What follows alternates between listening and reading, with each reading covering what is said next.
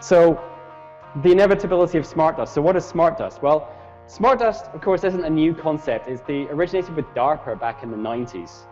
And it's general purpose computing, sensors, wireless networking, all bundled up into millimeter scale sensor modes, drifting in the air currents, flecks of computing power settling on your skin, ingested, monitoring you inside and out. This powder-sized chip, and that's a salt crystal, so this is a small thing, is something called the Mu chip from Hitachi. It's the smallest commercially available RFID system in the world, and can be pulse-powered by radio waves. It doesn't require a battery. You can literally scatter this stuff like dust, or embed it into a sheet of paper. And you know what the really interesting thing about this technology is? This was commercially released 10 years ago. Because nanoparticulates are potentially self-replicating, the cost of producing them is actually quite negligible. As for the question as to why the perpetrators would be spraying themselves, well, that answer is in fact a very simple one. These people want transhumanism. In fact, when one truly considers the transhumanist agenda and it begins to sink in that chemtrails seem to consist of nanoparticulates or smart dust, then the last piece of the puzzle falls snugly into place. And it is far from inconceivable that were the global population to be infused with programmable nanoparticulates, then when these tiny machines are switched on, they will simply do what they are programmed to do. And that what this may be may also be largely due to what other genetic codes have first been introduced into the host. The elites, those who can afford to carry out practices such as chemtrails, generally don't eat processed or genetically altered food, and it is extremely unlikely that they are subject to the same rigorous vaccination regime as the general public. If mankind is indeed ingesting nanoparticulates without their general knowledge, then how might such machines be controlled or switched on? In answer to this question, one only needs to realize that it is now a long-established fact that when anything occurs within the human experience, ultimately the information travels around the body electromagnetically. All our five senses, along with any emotional information, is all interpreted by the brain via these electromagnetic signals.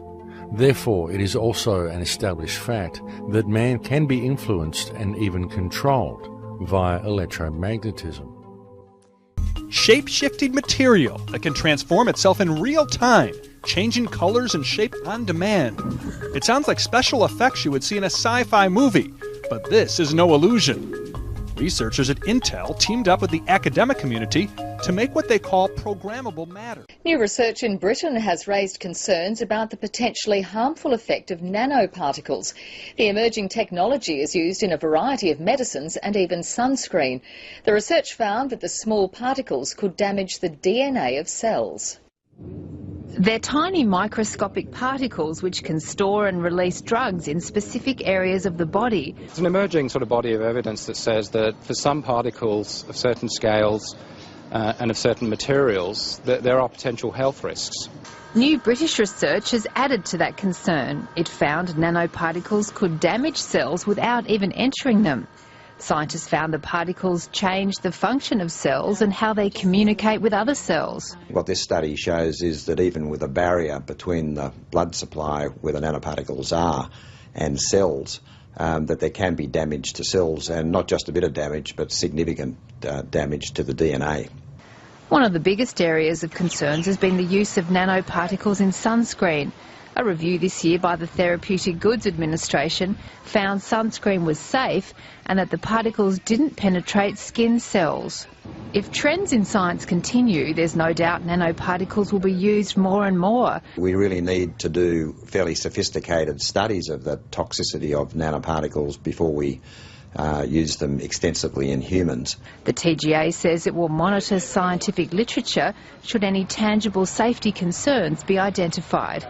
The first public, nice, detailed public description was in the book of Cara St. Louis Farrelly, The Sun Thief, where she says that there are hollow fibers sprayed, self-replicating hollow fibers, that are there to kind of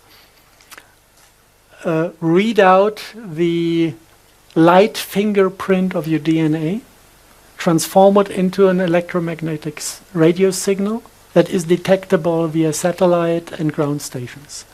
This is what she found out by analyzing information dealt with the chemtrail communities in the United States. Yes. He said it had been tested in the last Iraq war. This was the war was only done for the purpose of testing the system. Now you're talking about the most recent one with yes, George Bush. with the junior. With W. Bush. Yeah. And they sprayed that in Iraq. And they sprayed it in Iraq, and we had single news, for example, that they fought back the Iraqi army by utilizing microwave weapons that gave them the feeling that the skin burns. Yeah. This was in public media and Yes. mainstream media. And this is not because the microwave weapon had the intensity to make it burn. This is because the RNA was triggered to create the sensation of burning. Right. So this had a kind of agent within the bodies of the Iraqi army. They tested all other aspects of it. Which are these aspects? From the text, he says you have these psychotronic weapons, making them give up, making them fall in love with the American soldiers, whatever. A long list of psychotronic functions. And you can make people sick, you can make them die of cancer after 1 year, you can make them die in 6 minutes, and you can make them die in 6 seconds if you want to. This is what he listed. And but the most interesting thing from this paper is that he said that they spent 10 billion US and half a year, I think it was half a year, to optimize the cluster topology. And this is something, it sounds just like science fiction if you say it like this, but if you really think about it, if it is only about infecting humans with a virus-like synthetic RNA, you could give a damn about cluster topology. Cluster topology starts to become an interesting topic if this RNA cluster is supposed to carry a soul. Only then a soul or an artificial intelligence or whatever, an RNA. This is kind of the first time that I had an input, an idea of how do they turn people into biorobots. You have the RNA cluster within the air, sprayed in the air with a defined distance from RNA to RNA. And within the human body, the same RNA cluster is prolonged within the cells.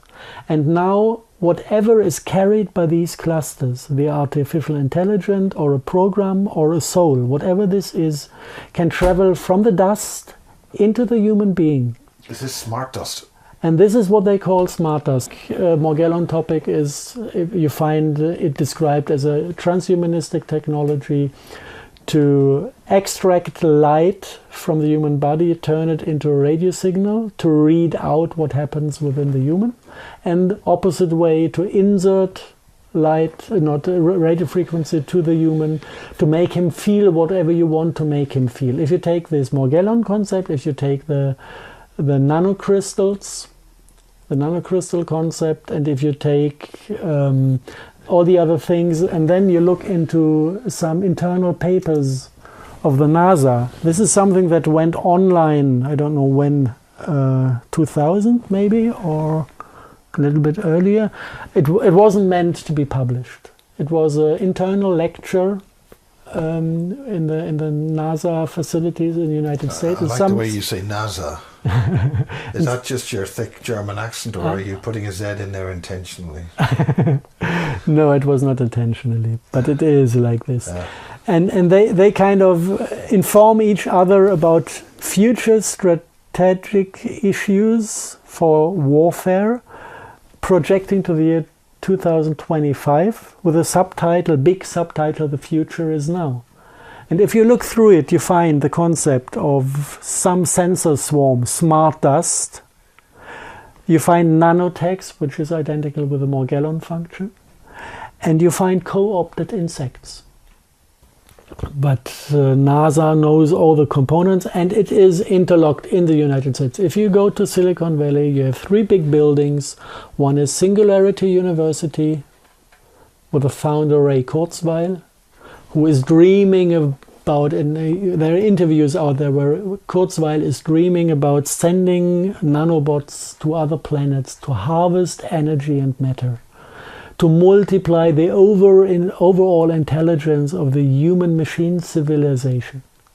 Originally his words. And then he asks himself if there's a God that exists, and he says, not yet. Yeah. This is Ray Kurzweil. Now, next building from Singularity University, Transhumanistic headquarters, is Google headquarters, where he now is head developer, same Ray Kurzweil. And on the other side of the university is NASA headquarters, the one who is certifying the planes to spray, according to Kara Snow.